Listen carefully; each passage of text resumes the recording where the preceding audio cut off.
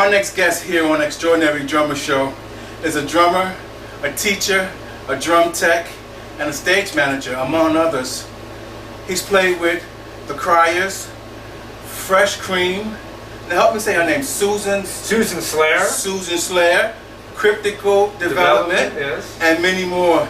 Please help me welcome my friend Owen Goldman. Yeah. Here on Extraordinary Drummers. Hey, baby. Hey, buddy. Hey, buddy. Good to see you. After many a year. Too long, man. Yeah.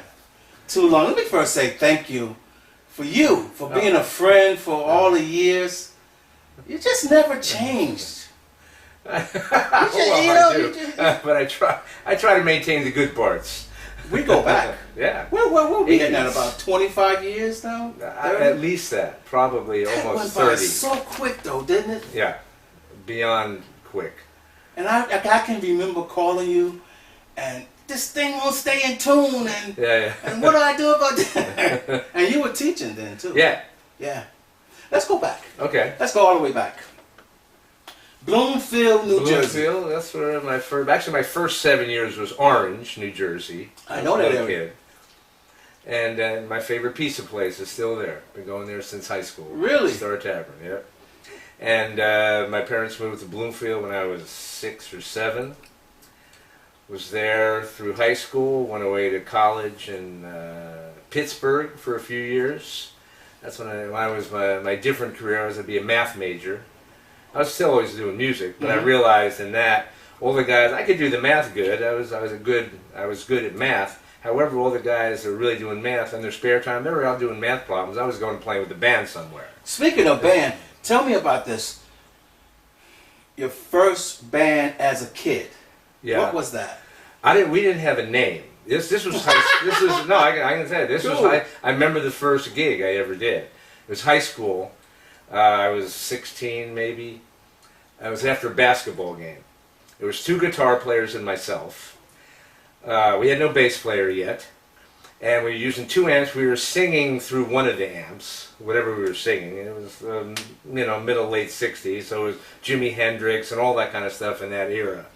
And compared to what? Eddie Harris. Great tune. I still always loved that tune. And during the first 2 songs, one of the amps went out. So we're playing, I don't even remember how we got through it, everything in 1 amp. I'm playing away. I hadn't taken any lessons at that point, but I had a good friend who I could practice on his kit.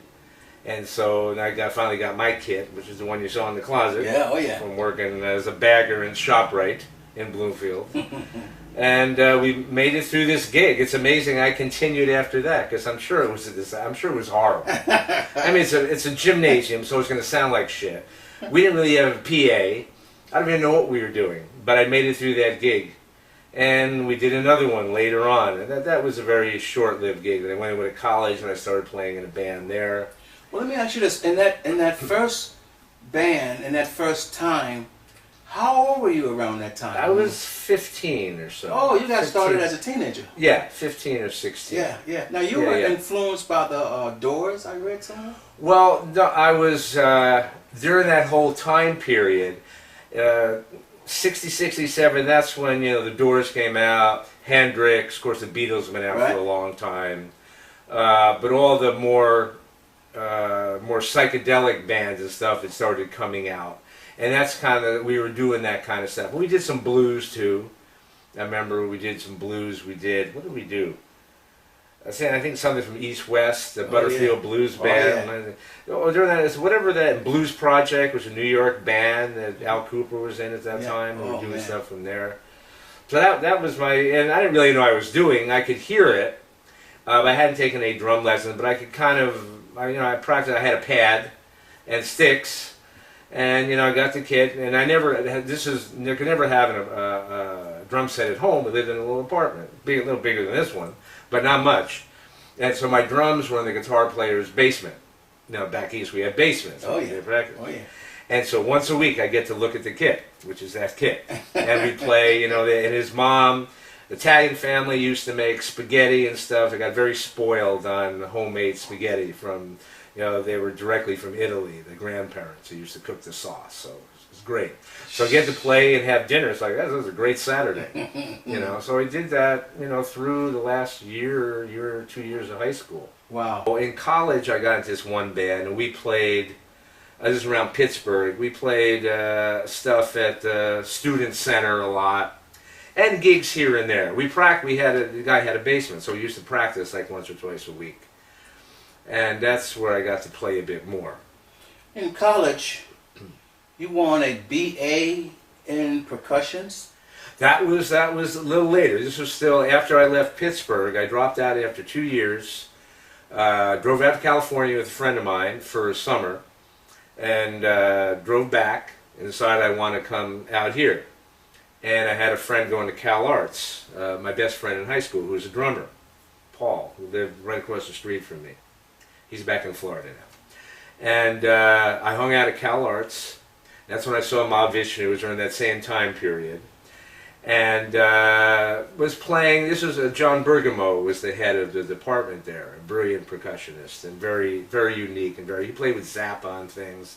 He was, you know, so we listened to music, we danced around to Miles Davis. I mean, it's the weirdest thing, and I've never heard most of this stuff before.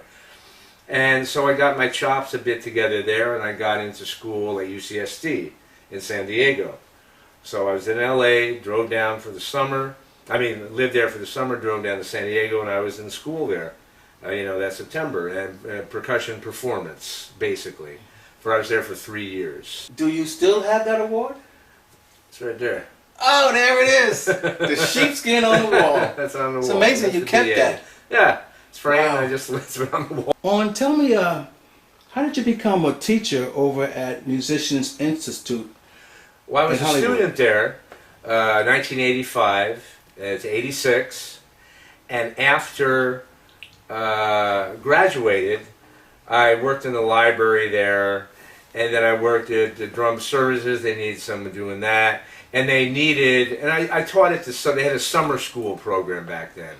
So Joe Porcaro and Ralph, who were heads of the department, people were still around. If I wanted to do some private lessons, they hired me for that during the summer school first. I tell you, one of my students was Matt Logg, who became very famous after that. And he was 18 then, so we still keep in contact.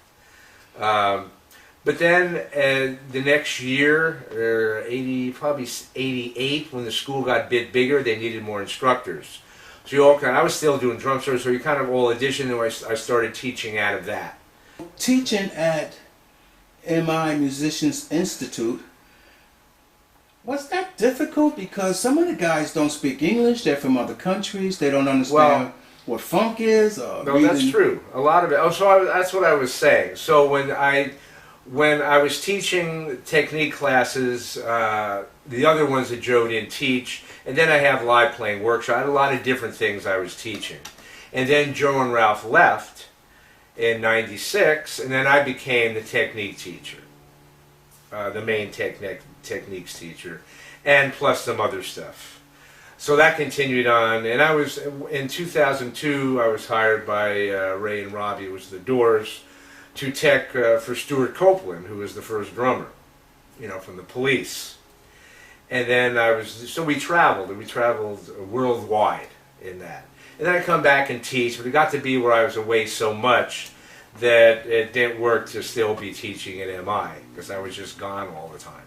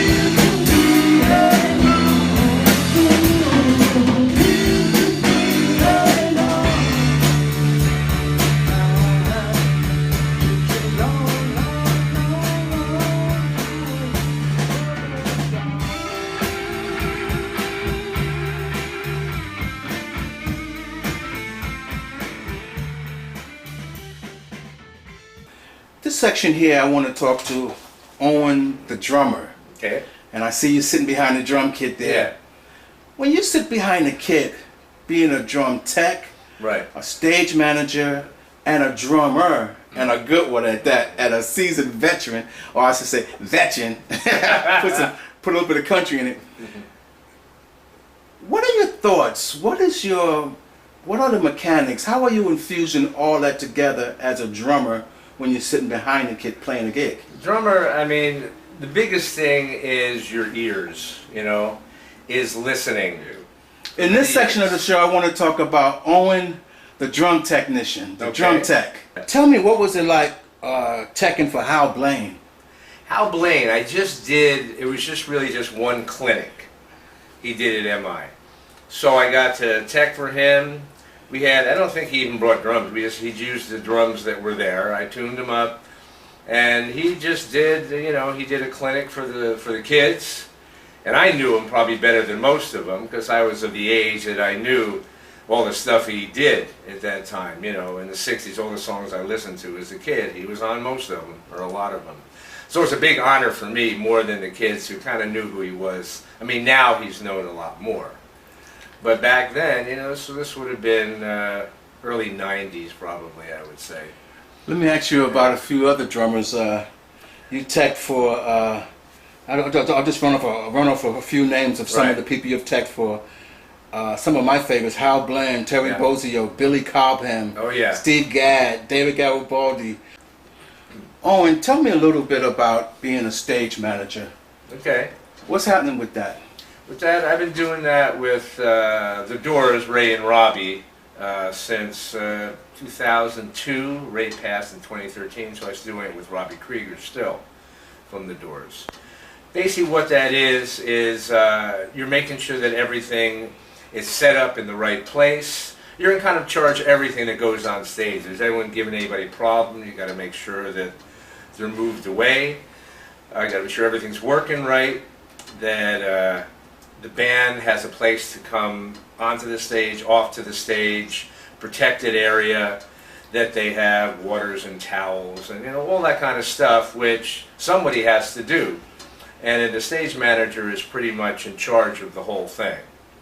So that's pretty much what I do there. Owen, if I may, I'd like to talk about your credits. Sure. As I mentioned in the intro, you've played with the Criers, Fresh Cream, Susan Starr. Susan Slayer, that's an artist. Slayer is a Slayer. Did an album with her. How do you say this one? Cryptical Development. Cryptical Development. That was and many more. Tell me, night. what is? I'm sorry, I don't know. Tell me about Cryptical Development. That's basically a Grateful Dead tribute band. Basically, it's an offshoot. That was part of the band last night, honoring Robert Hunter, that we played. But it's just going through that material, which I've known since I was a kid, basically. And very improvisational too, which is kind of fun. It's straight ahead, but there's all these sections of complete improv. So it's kind of nice. It's a big mix of straight ahead kind of pop tunes and rock tunes, and then a lot of improvising around that. How did you get the gig with the Criers? Criers is a New Jersey band. In fact, I just talked to the keyboard player this morning. She was in the hospital. She's back home. She's doing better. That was through, I have good friends in New Jersey that I've known for a long time through drumming friends, through Pasek and through NAMM and stuff. And their drummer had passed and they needed a drummer for some of these gigs. And I was back and forth to New Jersey a lot. For Florida for my dad, and my parents moved back up, or my dad moved back up in New Jersey. So I was there a lot.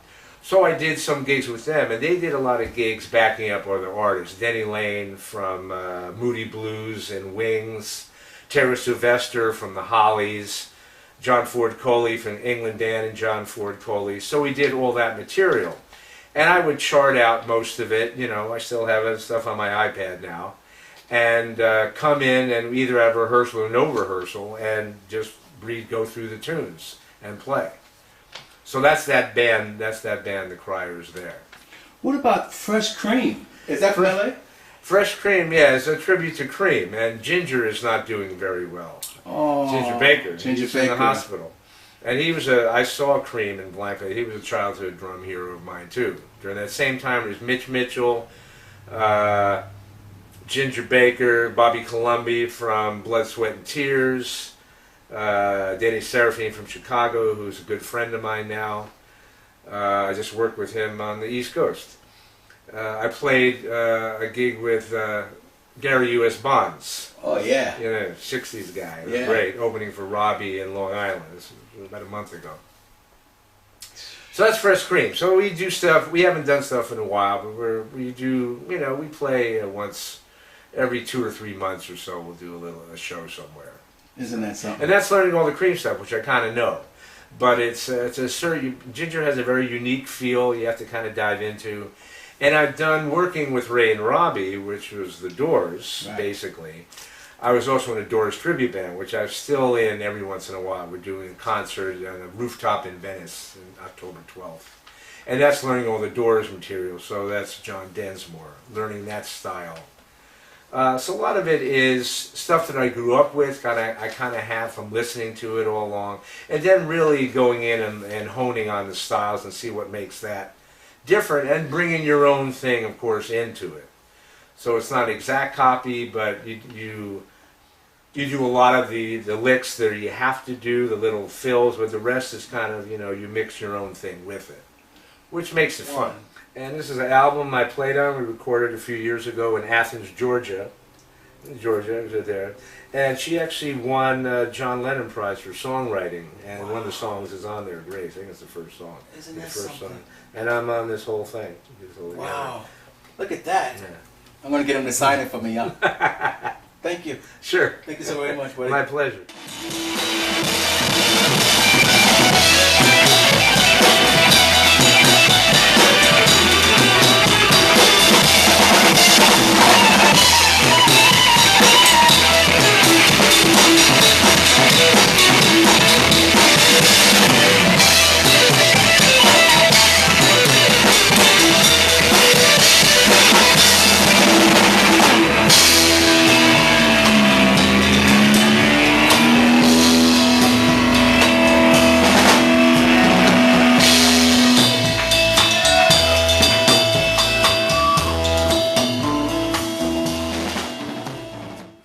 In this next section, tell me about endorsements that you might be doing or might be affiliated with.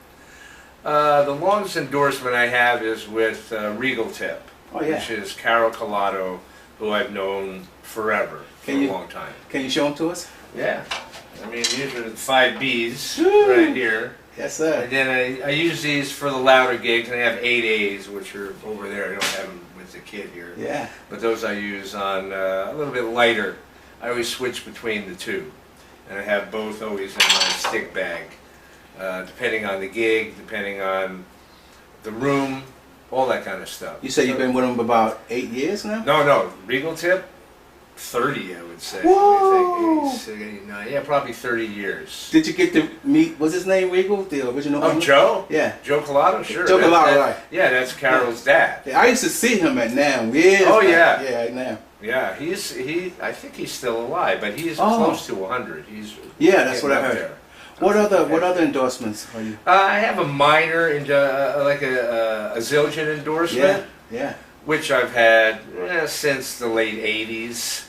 And that's basically, I'm not an A-level endorser, but if I have cymbals break, I can go in and exchange them and look at stuff every once in a while. Tell me about those cymbals right there. They look different. Oh, they the low volume? Yeah. Oh, those are like video cymbals? These are low volume cymbals. Great for apartments and such. Also, I use this on a gig I was telling you about. I have a Cajon Kit. We use a Cajon right in the box next to you. Okay. And I have a Cajon, a DW Cajon pedal. I'm endorsed by them. Cajon pedal, and I have that snare drum I showed you, my first snare drum. Oh, yeah. And I have this. So you have even the hi-hats. I mean, they're still workable, but they're really soft. But they have a cymbal sound. So you can actually use them. I've used them on a gig or two, but mostly they're those acoustic gigs where I'm playing with either no electric guitars, with acoustic guitars, acoustic piano, anything. There's nothing really mic'd as such. So this kind of blends in nice. I can still play. I don't have to play really soft. I mean, it would be like this, but on a Cajon Kit. You know. Yeah. But it's very light. But you can still hear it, and I can still move. I don't have to kind of hold myself back. Right. I can still be loose and play, Gotcha. which is the fun of it. In this next section, we do a thing that we call Word of the Day. Word? Yeah, Okay. Word of the Day. It's not rapping. Okay. But no, what it is I asked the drummers if they could leave a parting word for the upcoming drummers. The guys that are frustrated, they're Right. trying to get traction in this thing. Yeah. You know, they need to, maybe know a little bit about how to hang, the network, the business side of it, the playing side. Right. Will you speak in the camera to the young guys, to the guys coming up? Okay. First thing to do, I believe, is find a good teacher. So any bad habits you may have, you can get rid of quickly, instead of going through years and then years later having to go, oh, if I only learned this back then, I could be this far along. So first thing is getting a good teacher. For sure they're versed in all styles. They understand the mechanics of playing, of being relaxed when you play, of not hurting yourself. And you got to play for the music. I mean, that's basically what it is. It comes from the heart. If it doesn't come from the heart, it's not worth doing. You always got to play. All the technique, all that stuff has to serve the music and serve from your heart, from your feeling, from your love, is the only way to do it. If that's there, the rest you can kind of work through. If that's not there, it doesn't matter what you do. It's always going to not come good through with you in the end. That's basically my feeling on it. Would you also leave them a word as a drum technician for the drummers? They're picky, they got this huge kit. Will you leave them a word also? They don't get along with the stage. All of that stuff. But mostly about the drum kit. Drum technician. Okay.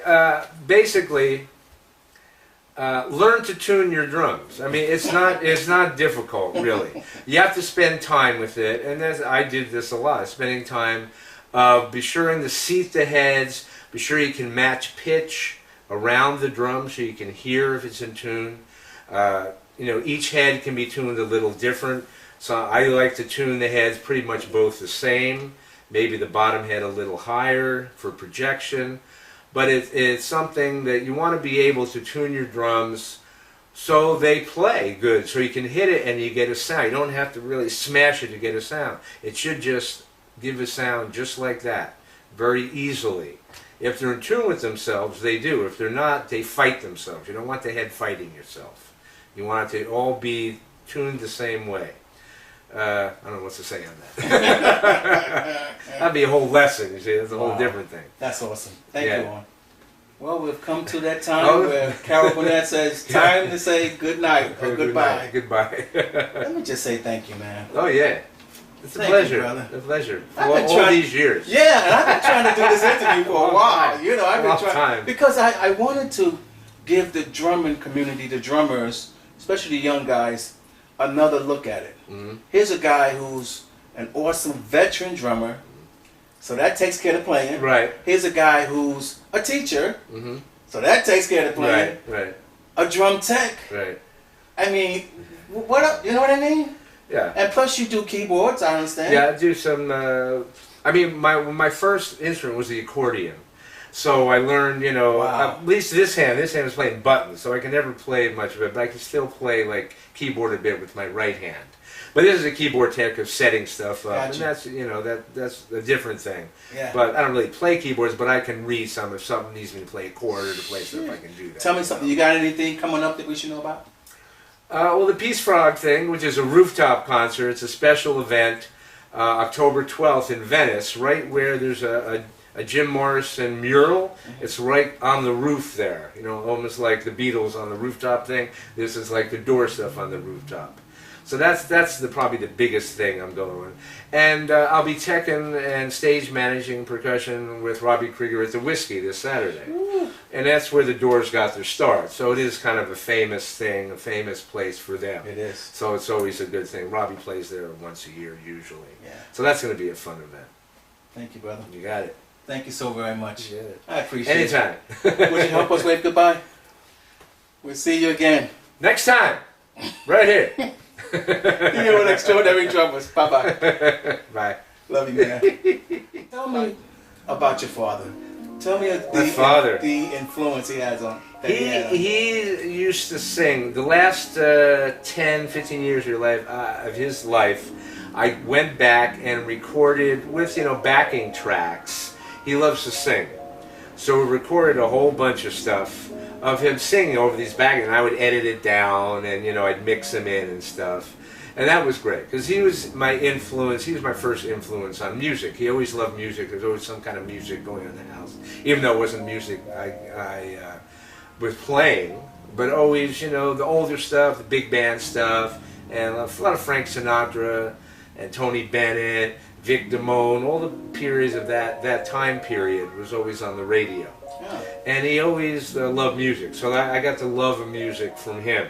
Yeah. And to this very day, when he'd come out here, even when he was in his 80s or 90s, I'd play somewhere, he'd come out, he'd kind of dance around, his own little dance and stuff. So it was great. That was always wonderful. And to have him be able to sing, and he'd send I'd make CDs, he'd send copies of CDs to his sisters when they were still alive. So it was a lot of good for him too, and for me. What is your father's name? Marvin Goldman. Marvin Goldman. Just tell me a little bit about moms. I saw a picture of you and your mom when you was a little boy. Oh, you had the sailor hat on. Oh yeah. Oh yeah. I that's Popeye. That was a Popeye thing. Yeah. My mom, she passed away a long time ago, 1984. So she was in her early 60s, pretty young. She was always great. She always was. She didn't necessarily understand my pursuit of music because it wasn't in her. My dad did. But she'd always, as long as that's why I went back to college at UCSD, because she wanted me to get a degree. I said, I'll get a degree, I'll get into music, okay? And that was fine. And so I got the degree. That was more for her than for anything else.